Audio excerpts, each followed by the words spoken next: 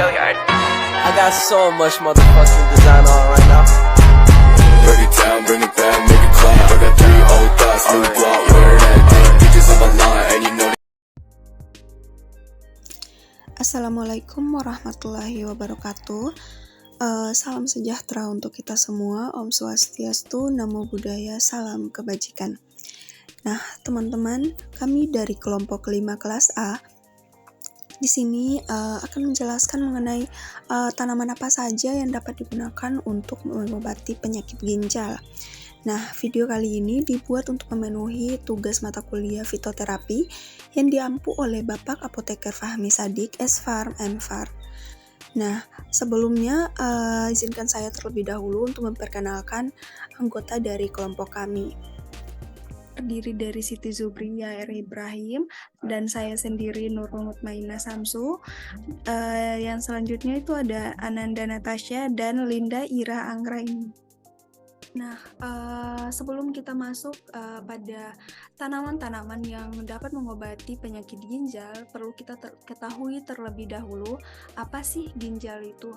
Nah, ginjal merupakan organ yang bekerja paling optimal dalam sistem urinari. Nah, fungsi utama ginjal ini apa? Jadi, fungsi utama ginjal ini adalah dia memproduksi urin, mengekskresikan produk buangan, dan mereabsorpsi air dan zat yang terlarut. Nah, penyakit ginjal sendiri itu didefinisikan sebagai kelainan pada organ ginjal yang timbul akibat berbagai faktor. Misalnya infeksi, tumor, kelainan bawaan, penyakit metabolit atau degeneratif, dan lain-lain. Nah, penyakit ginjal yang sering ditemui di Indonesia adalah itu diantaranya yaitu gagal ginjal sama nefrolitiasis atau kita kenal dengan penyakit batu ginjal. Nah, untuk selanjutnya itu mengenai tanaman-tanaman yang memiliki khasiat untuk mengobati penyakit ginjal. Nah, di sini saya persilahkan kepada pemateri selanjutnya yaitu Siti Zubria R. Ibrahim untuk menjelaskan mengenai beberapa tanaman yang dapat mengobati penyakit ginjal. Kepada Siti Zubria dipersilahkan.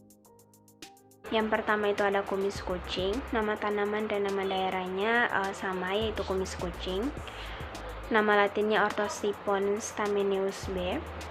Klasifikasi dari kumis kucing terbagi menjadi kingdom Plantae, divisi Magnoliophyta, kelas Magnoliopsida, ordo Lamiales, famili Lamiaceae, genus Orthosipon, dan spesies Orthosipon stameneus B.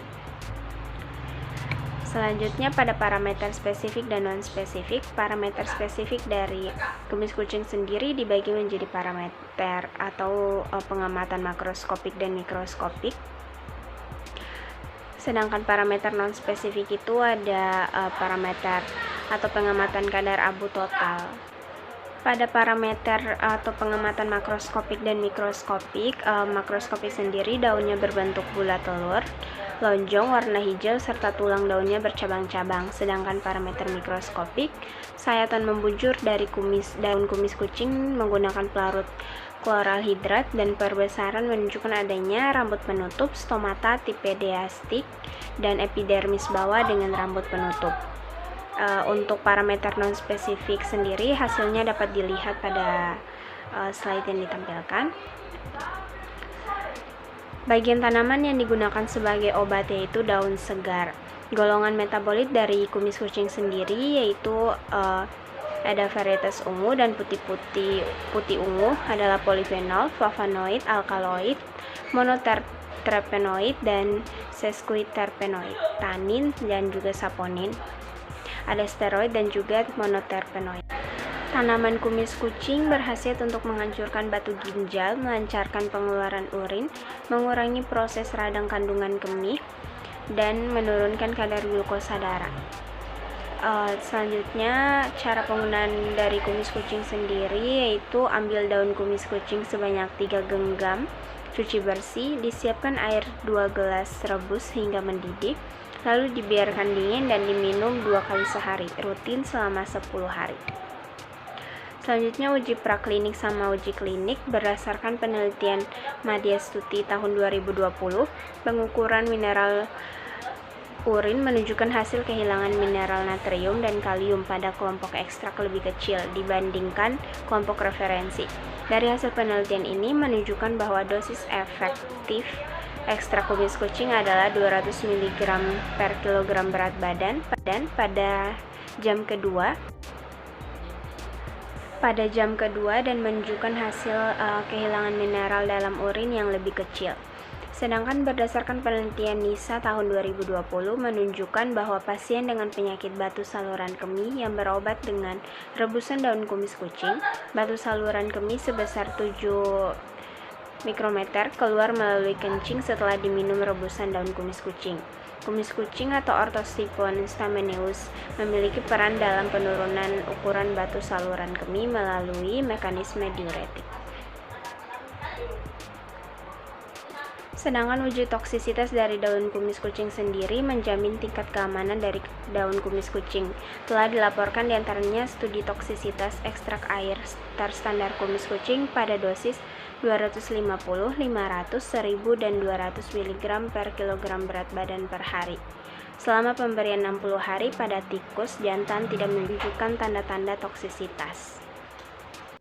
Selanjutnya untuk tanaman yang kedua itu kelor. Nama daerah dan nama tanamannya itu sama, yaitu kelor.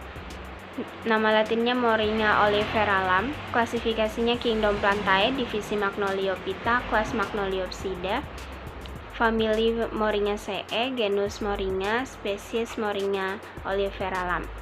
Untuk parameter spesifik dan non-spesifik, untuk parameter spesifik yaitu pengamatan pada makroskopik, mikroskopik, kadar sari larut air, kadar sari larut etanol.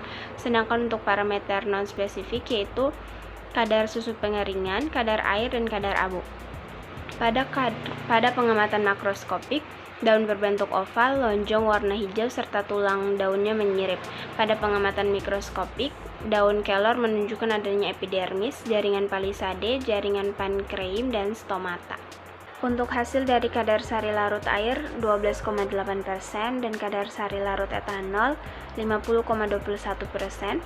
Pada pengamatan parameter non-spesifik yaitu kadar susu pengeringan 8,48% dan kadar air 8,08%, sedangkan kadar abu 5,61%. Selanjutnya, bagian tanaman yang digunakan untuk pengobatan penyakit ginjal yaitu bagian daun kelor. Kelor adalah sejenis tumbuhan dari suku Moringaceae. Tumbuhan ini memiliki kandungan senyawa metabolit sekunder, diantaranya itu flavonoid, alkaloid, fenol, triterpenoid, dan juga tanin. Berdasarkan pengalaman empiris, daun kelor telah digunakan masyarakat untuk pengobatan penyakit ginjal, yaitu senyawa aktif golongan flavonoid yang terdapat dalam daun kelor diduga berperan penting dalam pengobatan penyakit ginjal. Selanjutnya untuk cara pemakaiannya yaitu dilakukan penyiapan 100 gram daun kelor kering dan rebus dalam 2 liter air. Wadah perebusannya dibiarkan terbuka, setelah itu disajikan, dapat dikonsumsi dalam keadaan hangat maupun dingin. Selanjutnya yaitu binahong. Nama tanaman binahong, nama daerah binahong, nama latin Andredera cordifolia L. Klasifikasinya yaitu Kingdomnya Plantae, divisi Magnoliophyta, kelas Magnoliopsida, ordo Caryophyllales, famili Basellaceae, genus Andredera, spesies Andredera cordifolia L. Selanjutnya yaitu parameter spesifik dan non-spesifik. Hasil standarisasi spesifik simplicia daun binahong secara organoleptis berupa serbuk kasar, berwarna coklat, dan berbau khas aromatis. Pada pengamatan mikroskopik didapatkan fragmen pengenal serbuk simplicia daun binahong yaitu fragmen kristal ciaoxalat. Hasil penetapan kadar air rata-rata serbuk simplicia daun binahong dalam penelitian ini adalah 7,69 kurang lebih 0,35%. Kadar tersebut sudah memenuhi syarat kadar air yang ditetapkan oleh Farmakopeia Indonesia yaitu kurang dari 10%. Selanjutnya yaitu bagian tanaman yang digunakan sebagai obat yaitu akar, batang, dan daunnya. Pada tanaman binahong memiliki kandungan senyawa-senyawa metabolit sekunder seperti flavonoid, saponin, quinone, dan steroid atau triterpenoid. Selanjutnya yaitu seluruh bagian tanaman binahong atau Andredera cordifolia L. Ini berkhasiat mulai dari akar, batang, dan daun. Binahong dipercaya dapat mengatasi berbagai keluhan penyakit, yakni melancarkan peredaran darah, menurunkan asam urat, menangani diabetes, hipertensi, dan digunakan untuk kerusakan ginjal. Selanjutnya itu kegunaan empiris. Pertama, rebus 10 gram sampai 15 gram daun binahong segar dengan segelas air sampai mendidih. Kemudian diminum air rebusan daun binahong 3 kali sehari sebelum makan. Selanjutnya yaitu uji praklinik dan klinik. Berdasarkan penelitian Sukandar et al. Pada tahun 2010, dari hasil uji praklinik pada tikus yang telah diinduksi gagal ginjal terjadi peningkatan kadar kreatin darah. Sedangkan pada kelompok yang diberikan ekstrak daun binahong terjadi penurunan kadar kreatin darah lebih besar pada semua dosis yang menunjukkan adanya efek perbaikan ginjal.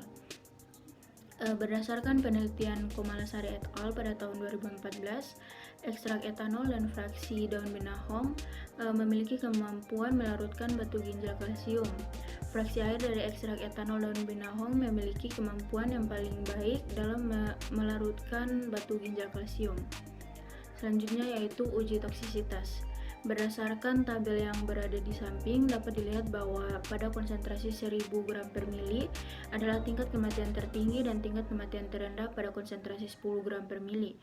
Daun binahong mempunyai nilai toksisitas dengan LC50 sebesar 97,797 mikrogram per mili.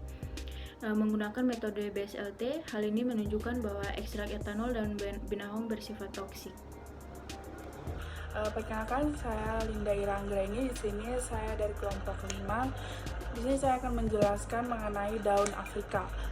Nama tanamannya daun Afrika, nama daerah daun Afrika, nama latinnya Vernonia amygdalinae. Untuk klasifikasinya, Kingdom Plantae, divisi Magnoliophyta, kelas Magnoliopsida, ordo Asterales, famili Asteraceae, genus Vernonia, dan spesies Vernonia amygdalinae. Untuk parameter spesifik dan non-spesifik, parameter simplisia dan hasilnya kadar air dengan hasil 8,34%, susu pengeringan 13,12%, kadar abu total 7,82%, kadar abu tidak larut asam 0,805%, kadar sari larut air 15,04%, kadar sari larut etanol 17,49%. Bagian tanaman yang digunakan sebagai obat yaitu daun. Pada tanaman daun Afrika memiliki kandungan senyawa-senyawa metabolit sekunder flavonoid, glikosida, saponin, tanin, dan triterpenoid atau steroid. Penelitian daun Afrika belum begitu intensif dilakukan secara ilmiah, namun secara testimoni dari masyarakat dan dari beberapa literatur diungkapkan bahwa daun Afrika sangat baik digunakan sebagai antidiabetes, hipertensi, reumatik, pengapuran tulang, penyakit ginjal, dan lain-lain. Cara pemakaiannya yaitu daun Afrika direbus dengan takaran dari 3 gelas air menjadi 1 gelas air dan diminum 1 kali seminggu. Uji praklinik dan klinik dari daun Afrika. Berdasarkan penelitian Siswanto et al. Pada tahun 2016 dengan uji aktivitas ekstrak air daun Afrika pada tikus yang diinduksi gagal ginjal, terdapat pengaruh pemberian ekstrak daun Afrika terhadap kadar ureum dan kreatinin tikus putih yang diinduksi gentamisin dan kaptropil, yakni pada perlakuan 1 bahwa kadar ureum 44,7 lebih kurang 11,12 mg per desiliter dan kreatinin serum darah 0,7 lebih kurang 0,06 mg per desiliter. Pada perlakuan kedua, kadar ureum serum darah adalah 37,1 mg per desiliter lebih kurang 6,34 mg per desiliter dan kadar kreatinin serum darah 0,6 lebih kurang 0,13 mg per desiliter. Pada perlakuan 3, kadar ureum serum darah 29,4 lebih kurang 7,61 mg per desiliter dan kreatinin serum 0,5 lebih kurang 0,16 mg per desiliter. Perlakuan 3 memberikan pengaruh yang cukup besar bila dibandingkan dengan perlakuan 1 dan perlakuan 2 dan kontrol positif yaitu sebesar 29,4 lebih kurang 7,61 mg per desiliter pada kadar serum ureum dan 0,5 lebih kurang 0,16 mg per desiliter pada kreatinin serum darah. Untuk uji toksisitasnya, yaitu menurut Rahmadani pada tahun 2021 pada uji toksisitas ekstrak daun tanaman Afrika Vernonia amygdalina dilakukan dengan uji mortalitas menggunakan hewan uji larva udang Artemia salina L yang kemudian dianalisis menggunakan program analisis point atau probability unit untuk menentukan nilai LC50. Berdasarkan penelitian diperoleh nilai LC50 dari ekstrak daun dari tanaman Afrika yaitu sebesar 399,853 ppm. Hasil analisis menunjukkan bahwa ekstrak dari tanaman Afrika dikategorikan bersifat toksik karena beberapa kandungan senyawa metabolit sekunder yang terdapat pada sampel daun tanaman Afrika seperti flavonoid, steroid, dan triterpenoid diketahui memiliki sifat toksik. Sekian itu saja penjelasan dari saya.